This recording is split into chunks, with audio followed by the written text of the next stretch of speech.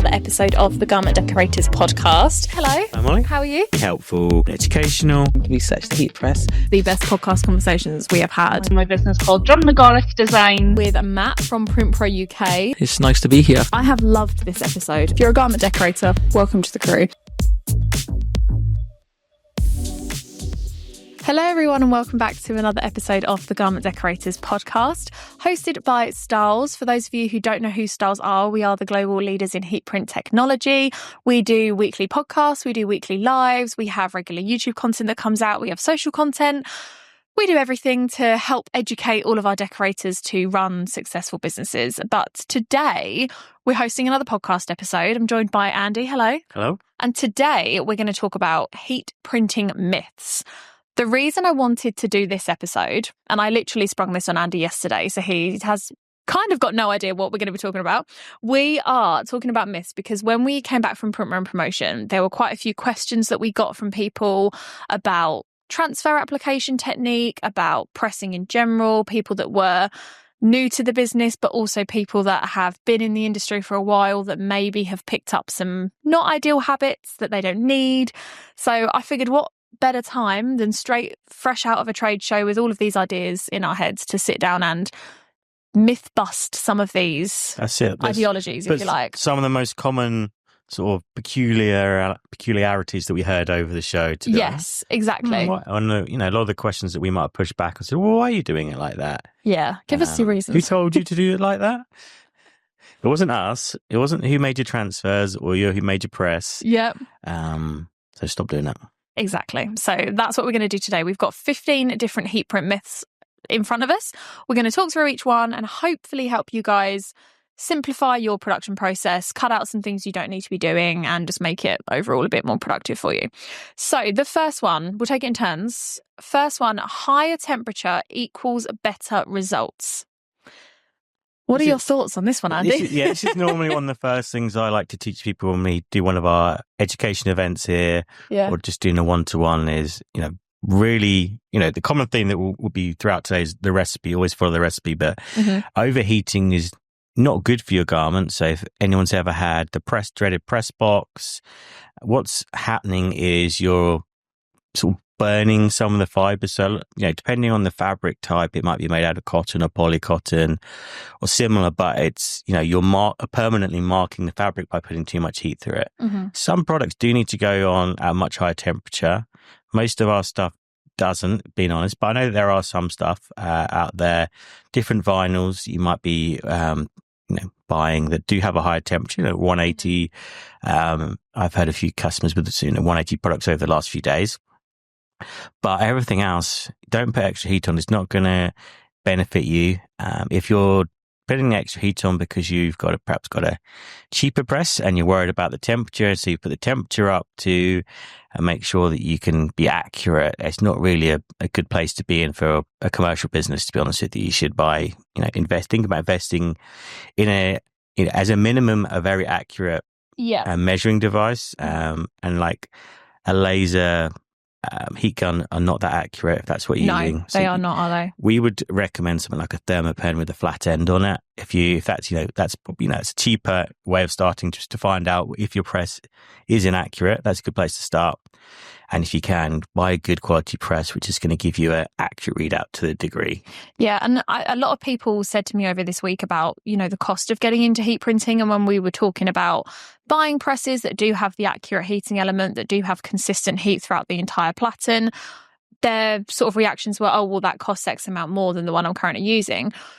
And my argument to that is it might cost more than the press that you can get on Amazon, eBay, whatever it might be. However, how much do embroidery machines cost? How much do screen print carousels cost? How much do all of those machines that you wouldn't necessarily think twice about buying for your business, like this, a heat press, an accurate and good quality heat press that will last you for the lifetime of your business and is going to be reliable with every single press, costs a fraction of what one of those machines costs, but nobody's questioning how much they cost.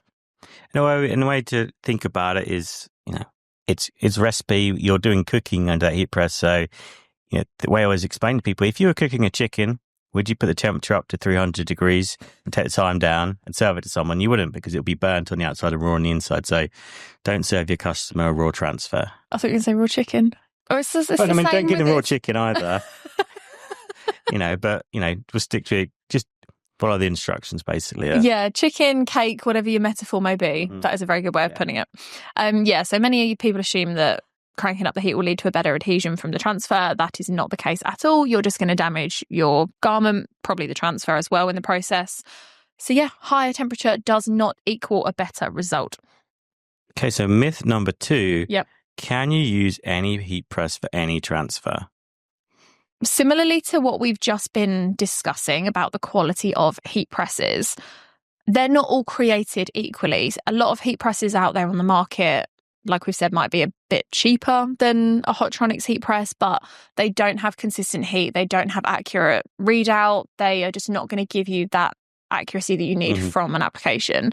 One of the reasons that we always talk about time, temperature and pressure is because we know on our machines we can achieve each of those within the degree, within the number of pressure. What do you call that? Like bar for pressure when you... Like the range of pressure. Yeah. We know that we can get all of that dead on every single time, and that's because of the quality of our machines. Now, don't get me wrong, if you're using a not great quality transfer with a great quality press, that's probably still going to be a bit of an issue, because you might have the best heat press, but if the transfer isn't up to scratch, if it's not going to last 75 plus washes, then you've also still got a bit of a problem there. Right. So if you want a good quality product, invest in good quality equipment, materials, decoration methods. But I suppose technically you can use any heat press for any transfer, but your result isn't going to be as good. Yeah. So in short, is that we're not going to be, we're not someone who's like, you have to use our heat press for our transfers. We recommend doing that because it's the best version of your garment. Yeah. But we do make the best transfers that would, if you can control everything perfectly, you will be able to apply them on any heat press. What we don't recommend is ironing things on, as we get asked that question quite a lot. Can you iron heat transfers on?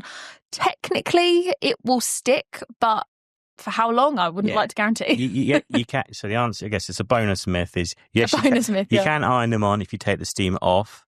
What you can't do really is run a business with an iron. No. One-off prints, maybe. Yeah. Stag and hen do, fine. Anything other than that, not really. No. Okay, heat printing myth number 3. More pressure is always better. Again, pretty similar to the first myth. And again, something that people are getting much better at. I would say that I speak to people less about this than I used to a couple of years ago. Okay, that's a positive sign. That's because, we spend a lot of time talking about time, temperature, pressure. We do. But there's still a common mistake, and the reason people do it is it's a comfort. They overpressuring. I feel better. It's more like to stay on there, because what you're really worried about is your customer having that transfer come off in the wash because you've not followed the instructions properly. So you're like, do you know what? I'll press it a little bit harder just to make sure. But it doesn't actually serve you any benefit. It's in the same way that lower pressure, you're not putting enough pressure on, so your transfer might just be sitting on the surface. With too much pressure, you're actually going to start crushing the fiber of the fabric. That's why you get one of the reasons you get the press box or you get discoloration is you're actually literally crushing them. If you put them under a microscope, you'd see the damage you're doing by putting too much pressure on. So actually, it's just as bad as low pressure, because you're creating an imperfect environment for that transfer to apply onto. So please don't do it. One, it's not good for your press over a long period of time. It's not good for you because you're overworking yourself. It's not great for the operator. You're putting too much effort in for something that's supposed to be straightforward and simple. But ultimately, your transfer won't stay on as long as if you did it at medium pressure. That was going to be my next point, was the damage to the heat press, because like you said, the transfer and the t-shirt is one thing, but the wear and tear that you're doing to your press over that time, you might not notice it over the first job, the second job, but over weeks, months, years, you're going to damage your heat press doing that. Absolutely. So don't even try. Okay, what are we on? Myth number 4, heat transfers don't last as long as screen printing. Yeah, this is an interesting one. I feel like I don't think we've really discussed this much before, but I think a lot of people assume that when they purchase screen print heat transfers that it's not a real screen print. Mm-hmm. That's the common misconception that I heard this weekend. Yeah. And it's just not the case, because when I explain to people that we actually physically screen print the exact same, using the exact same inks, the exact same, methods with the screens and everything like that, but onto a paper instead of a t-shirt, so that you don't have to go through the mess of getting ink and God knows what else all over you. Yeah, exactly. It's literally the same product, but made 10 times easier for you and a lot more cost effective. I think it really comes down to like how good a quality, really. So like traditionally people have always been a little bit more skeptical about transfers.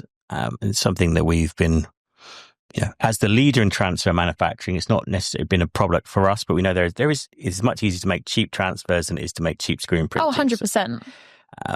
But everything we do is industrially wash tested, and everything any good transfer manufacturer does should be industrially wash tested to 75 plus washes. Mm-hmm. So I'd say that, we're not here to talk down on screen printing, because there's some amazing screen printers out there that do phenomenal products that last and last and last, wash after wash. You see them, people were at concerts with a t-shirt they bought 20 years ago.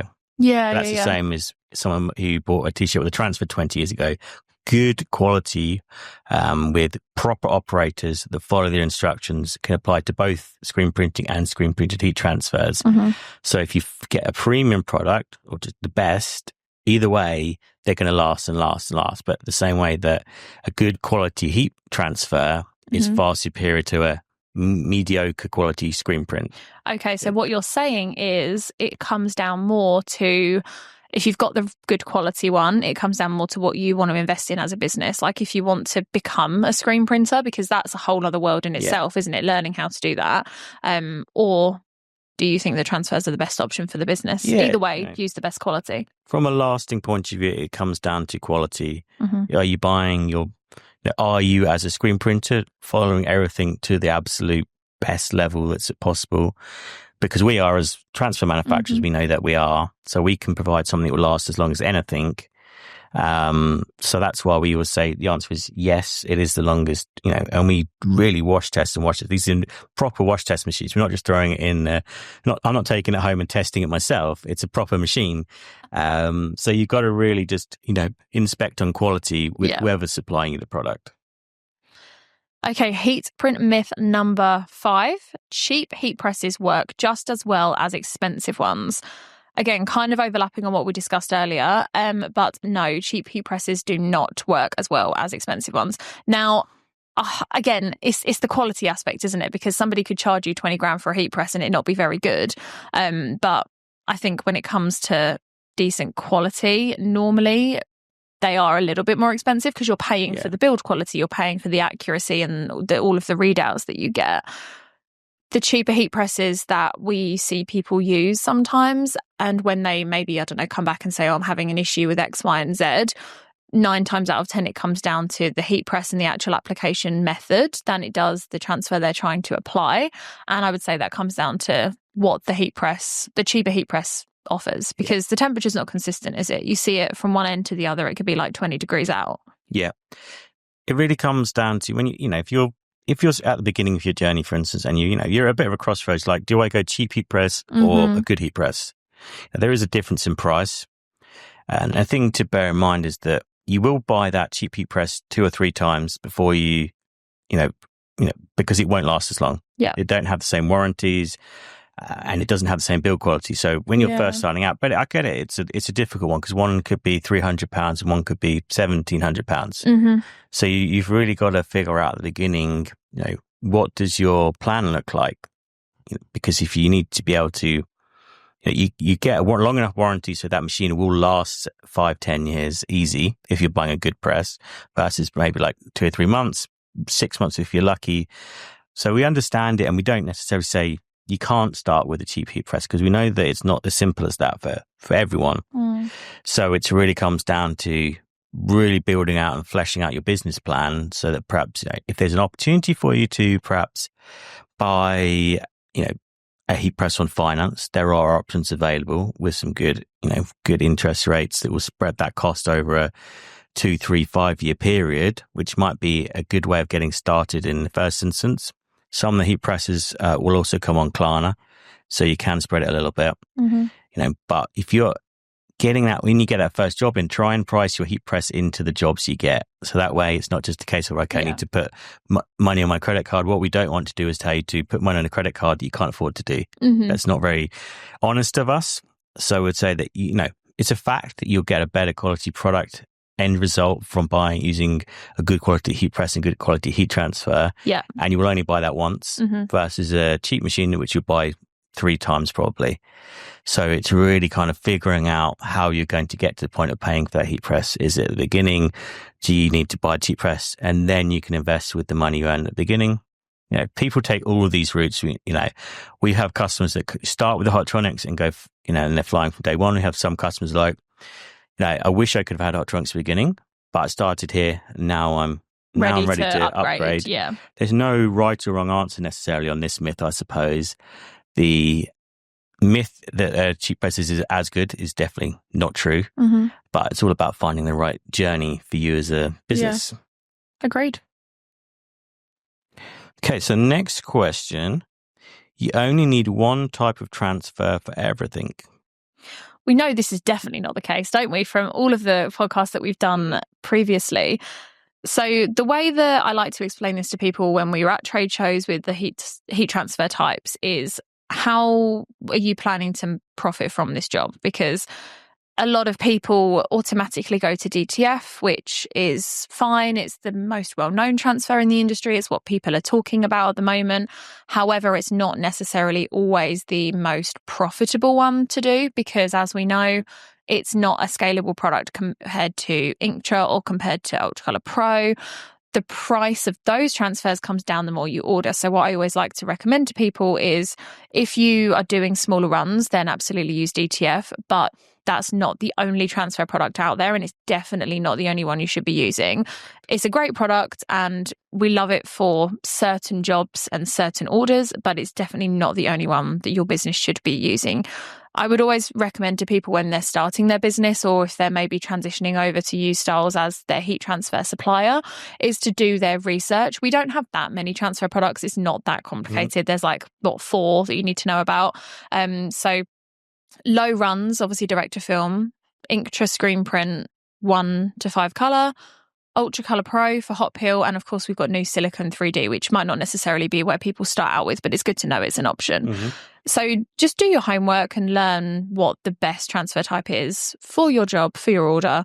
But I would say from cost and from profit, it's best to have a variety. Yeah, it's good to be open-minded, depending on if we're making garments for a show, we don't necessarily say we have to use this product. We pick the product that matches the material, matches the finish we're trying to achieve, the color we're trying to get. So ultimately it comes down to, what does your customer want? What's the specification that you've been provided for this garment you're decorating, and what the process is? Is it Pantone matched?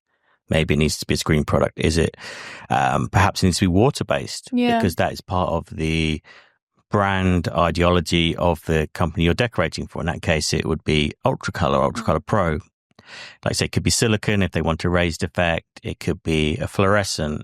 It could be that actually they want glitter vinyl to be there. And in that case, cut the glitter vinyl and put that as a decoration type, because it should be what the customer wants. If you can't, we can provide every transfer type. We can provide you raw materials to make different vinyl finishes. So if a customer says, this is what I want my product to be, then they're the one that's right. There's always a solution for it. 100%. Okay, myth number 7. Heat transfers don't work on all fabric types. Again, this is something that's not true, obviously. Simple. Myth busted. Is that we can ultimately get anything onto any fabric that can take heat. It all comes down to playing around with the options, how much time you're willing to test, how many items you're willing to break. If you're ever unsure, maybe ask your supplier for a sample of something. If the customers expect something that you're really unsure about, sometimes they'll be able to use some fabric swatches. And that way you can try it under your heat press. There's follow the arch method. We've talked about that a few times here, so I won't go through the whole process, but go onto our YouTube channel, look up arch method. Molly's done a great video talking you the process of approaching a problem fabric and how to go through each step from the cheapest to the most expensive, but there's a process of how you should approach it. Yes, there is. Because ultimately you can, there's always new products that come out, and we often have conversations with the blank suppliers before the products even come out. So we're aware of what's coming out. We'll help them with doing some testing to make sure it works properly. So that way there's always a solution for every fabric. I mean, I was just thinking back to the customer that bought a chair to the show. So that was the best thing I think I've ever seen. So we've seen it all come through here. We've been making transfers for 40 something years. So most questions people have come to us with already. Yeah. But we were decorating on PU bags the other week, and it was fine. Yeah, reflective fabrics, coats, puffer jackets. Sliders. Shoes. I was talking to someone about leather jackets at the show as well, like doable if you put the time in to test. My favourite memory actually of you say about us testing products before they come out with blank suppliers. Do you remember when Audis bought the new sliders in here for us to test before they released them? And it was one of those things where there'll be a few ways we can approach this, blah, blah, blah. Literally the first time we did it, we were like, bush, done. Like, that's all we need to do. And they were like perfect. And obviously we were prepared to test more if we needed to. But that just goes to show like the things that you think are going to be a bit more challenging might actually be a lot easier than you think. Yeah. And it's, even cotton, polycotton, nylon, spandex. We have stretchy products. We have dye blocking products. Yeah. We put stuff onto umbrellas before for people, rain jackets. We've got a few nice rain jackets that are arriving this week as well to test from one of the companies that was at promotion. Oh, exciting. Quite premium jackets. We've done lots of talk about premium jackets over the last sort of 6 months. We have, especially with our winter event. Yeah. So there is always a solution. Best advice is don't be a stranger. Join us on a Friday Live. Ask us something while we're maybe we're doing some testing, might have the products to hand that we can talk through at that point, or just give the customer service team a call here and say, I'm really unsure, I'm struggling with this product. Do you have any advice? Because I'm guaranteed that we've used on it before. Yeah. Okay, myth number 8. Transfers will always crack or peel over time. So this one comes back to quality of the transfer and application settings. So first one, quality of the transfer. If you're using a product that does not, like we've said, have the guaranteed wash quality, that isn't going to be as good, isn't going to last as long, then you can expect it to crack and maybe peel off a little bit over time, probably with fewer washes than a better quality transfer. That being said, if you are using a good quality transfer like one of ours and you're not applying it properly, it may also still crack and peel over time, more because of the application process being inaccurate than the actual transfer product. So if I was to, for example, apply the screen print, the ink to transfer that I am wearing, this goes down at 160 degrees for 10 seconds, medium pressure. If I was to apply this for, say, 5 seconds at 145 degrees, I can't expect it to last the 75 plus washes that we guarantee because I've skipped out on half of the instructions. So even if you are getting the best quality transfer, which of course we recommend, always follow the time, temperature, pressure and peel instructions for that transfer. And as Andy said, if it's one of those fabrics that needs a few adjustments because it's a bit more sensitive, there are ways around doing that do also give you that long lasting quality. Yeah. If it's peeling, it's too little pressure when it's decorated and probably no pre-press. There's a good the chance. pre-press is a good one to mention. That's often something that we see when if someone's made a mistake or they say, I'm having trouble with this, and you can always see just by looking at a picture that it's not been pressured enough. Yeah. You can see it's sitting on the top. We've all done that before. Yeah, we've all done that. We've made that mistake. I did it last week. Or, when we talk about leave something 24, 48 hours before you wash something, try and do it and see what happens, because I guarantee then you'll be like, yep, I'm not doing that anymore. Yeah. Oh, I get it now. Yeah. There's a definite reason why we bang on about it probably every week. But it's because we don't want anyone making mistakes. No, unnecessary mistakes as well. Okay, so number 9, Andy, I feel like this is one that you've spoken about many a times before. I'm not going to do a Molly rant on the podcast. Yeah, sure. I'll save this one for you. So transfers need to be pressed twice. This is definitely not true. Unless we tell you to do it, which we don't. Normally it's a sign of cheap transfer. It means that there's a concern over about how long it's going to stay on. And that's why there's a second application. people are always wowed, or they kind of, when we're doing demonstrations at the shows, we'll peel our transfers and be like, okay, what other questions do you have? And people are like, are you not done? Yeah, you're not done yet. Because the reason we do that is because we want to make the most efficient transfers out there, because we understand that, time is money, and that extra 4 seconds of fusing again as an extra probably 4 or 5 seconds of waiting before you fuse it again. Yeah. If that's 10 to 15 seconds every single t-shirt that you're decorating, that you're just kind of adding steps in. Yeah. It doesn't benefit you, but it's not so much like, oh, that's a bit of a waste of time. It's actually, well, what could you do with that time? If if you could print more t-shirts in the same amount of time, you can make more money. So it's think about it like this. If you're adding an extra step that we haven't told you to do, first of all, there's literally no benefit to it.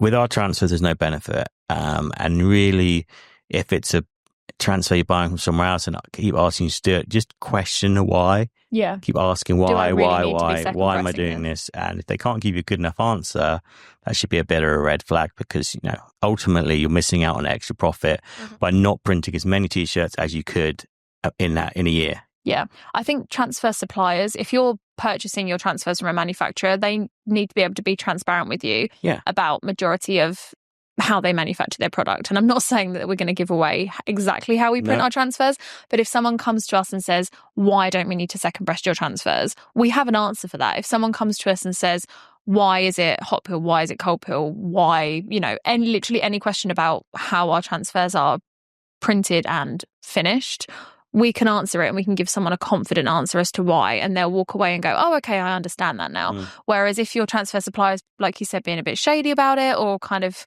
is a bit of a salesman and sort of twists the story a little bit, then a bit of a red flag. Should answer those questions. It normally comes down to cheap materials that are being made in the production of the transfer. Yeah. Number 10. A heat press is just a fancy iron. False. Although, it is fancier than an iron. It is a lot fancier than an iron. And I suppose there are a few occasions where I've been down here and my shirt's been a bit crinkled. So I've put it under the press before I've put it on. However, I've seen many colleagues of ours have ironed their shirts under a heat press. Yeah, it's quite an easy one to do. However, it is not a fancy iron when it comes to the technicalities of heat printing. Like we've said before, irons are fine if you're doing smaller runs, if you're doing one-offs at home. But if you want to run a successful business, you aren't going to get that quality result from the iron that you're using. You are not going to be able to have accurate pressure because you're literally just leaning on it, and there's no way you can guarantee how much pressure you're putting through that. It'll probably be more at the beginning of the job, and by the end they'll probably start to come off because you're getting tired and you can't be bothered to lean as much of your body weight on the iron. The temperature of it is not consistent across the iron plate. Not only that, it's tiny, so you're going to have to move it. I mean, how many, say the print that you're wearing, that's probably 6 irons worth before you actually get one print. Probably 2 minutes of just holding your iron there. Exactly. If it's how you're going to peel that, it's just, it's an absolute nightmare. So presses are designed for apparel decoration. We have made them specifically for you guys that are printing on apparel like we're wearing. So This rings true for handheld heat presses as well. That is a very good point. If they were good enough, we'd be making our own one. Mic drop.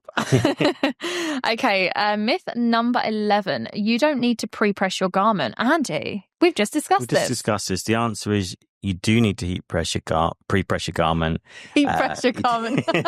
You do need to heat press it to get transfer on them. You do need to pre-press. You need to make sure that there's no moisture in the garment. It's nice and flat. And that way you've got a perfect environment for a transfer to go on. What happens if somebody doesn't pre-press, there's moisture in the garment, and maybe they apply transfer over a crease? It could be that that product will probably come off in the wash quicker. Basically, there's an opportunity for water to get into underneath the transfer that way, and it's not going to end well.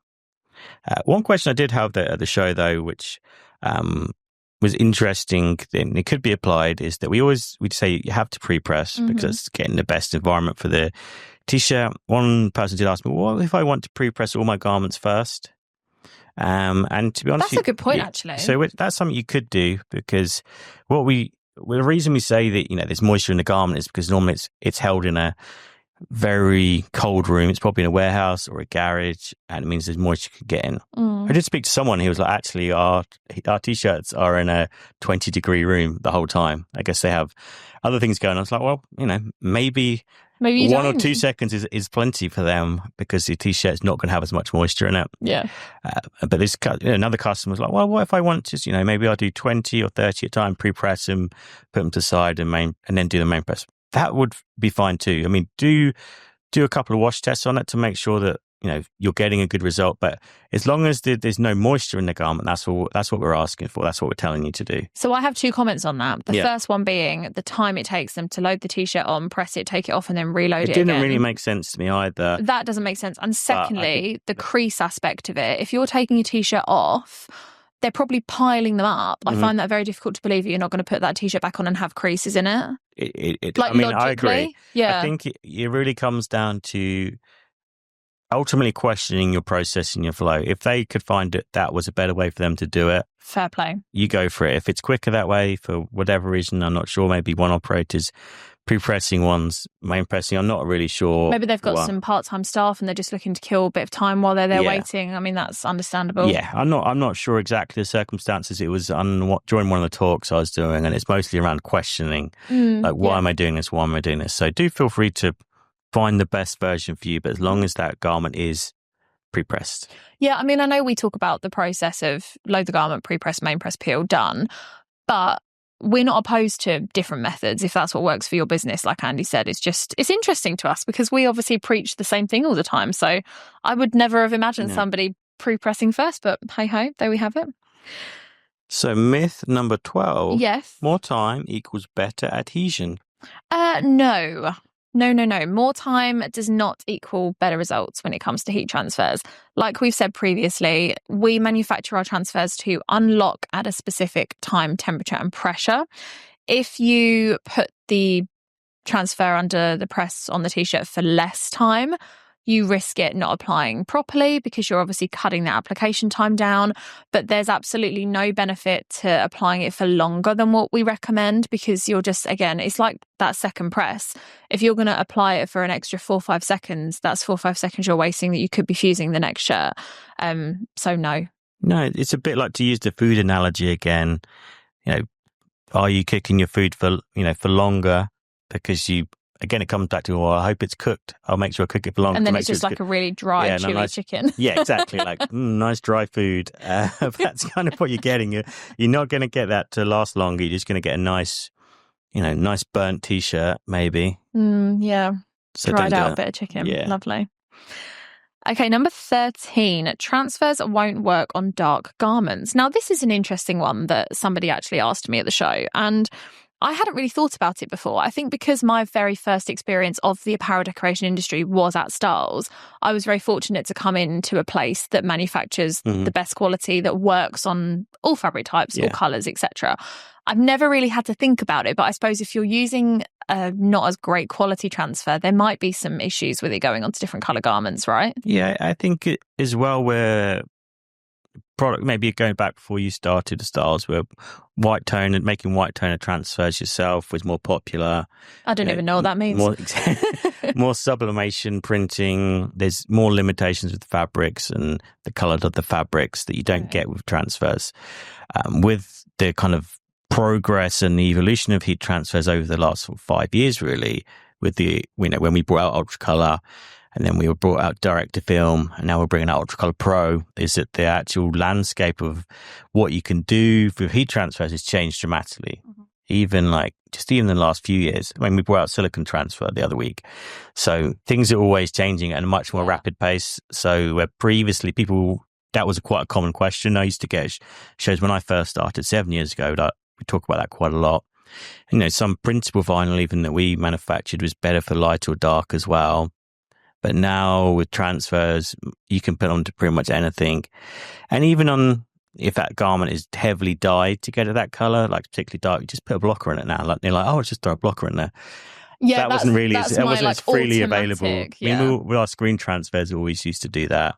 But for Ultra Colour, their full colour option wasn't quite as versatile on light versus dark. Oh, okay. So I take for granted the fact that we can literally just put blocker behind anything that we do. Yeah. I mean, I think we simplified our own transfer processes quite a lot before we started, which helps because there's about 15 things to do this one thing the same. I remember looking at the list of pages on the website and being like, Andy, why are there so many? Yeah. Well, we don't need this many. Yeah. So now it's pretty easy. Again, comes around to good quality product will go on either. Mm-hmm. You know, and you look at what is it, 100 colours orders have got in one of their... They have. The JH001 has hit 100 colours, yeah. So, you know, transfer manufacturers have to keep up with the times of the garment manufacturers, right? We could definitely put a transfer on any of those colours. Yeah. That would be a good video, applying a transfer onto every single colour of the JH001. Mm-hmm. Orders if you're watching. If you want to send me one of each, that'd be great. Okay, is it my turn or your turn? I've lost track. My turn, okay, go for it. You can apply transfers over seams and zips.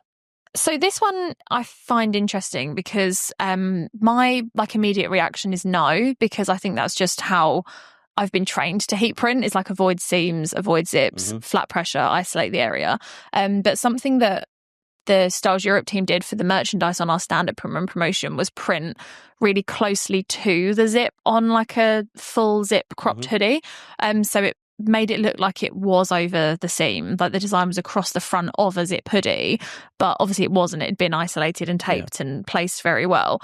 I mean, my immediate reaction is just to make sure that your sort of pressure is right and that the application is going to last as long as it physically can. But yeah, I think it's a bit of a grey area. So I wouldn't go as far to say it's quite a myth. Oh, so we're busting 14 out of 15 myths today. I'd say, we're not going to get 100% on this one because we were decorating over hats at the show. So on hats, you can go over seam with silicone, with embroidered patches, TPU patches, and even on the back of the hat, I was decorating screen transfers over the seam. They look really good. Was that the teeny tiny Stills logo? Yeah, really tiny over the back. So super detailed as well, and it was still going on there fine. Mm-hmm. I would agree with you. If you're doing around zips or some pockets, then I would try and cut my design to work around it. It's like chunkier. Yeah, we wouldn't, because that way you can get you're getting perfect application on the fabric part.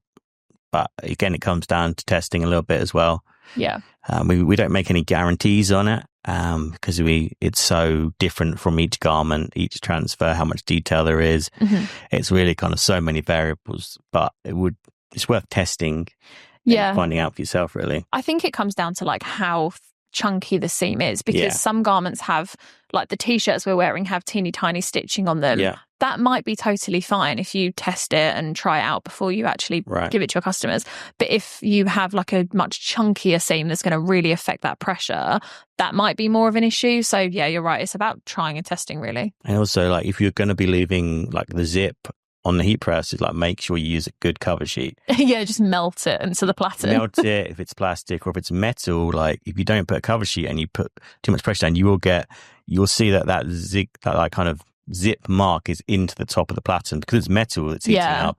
It will scratch and it might not come out of the top. Does that then impact all the other presses you do on that machine because there's a mark on the top of it? If you're putting like a black t-shirt under there and you had scraped the top and put like a zip mark into the top, you would possibly get a faint zip mark on all of the garments you decorate from that point onwards. So like, if you're putting a zip under there, I'd probably go for Teflon. Even if it was like a white jumper, I'd probably still go that extra protective layer if I'm messing around with different prints over seam. Yeah, 100%.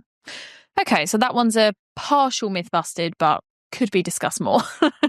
Okay, the last one that we've got for today, heat print myth number 15. Once applied, the transfer is set forever.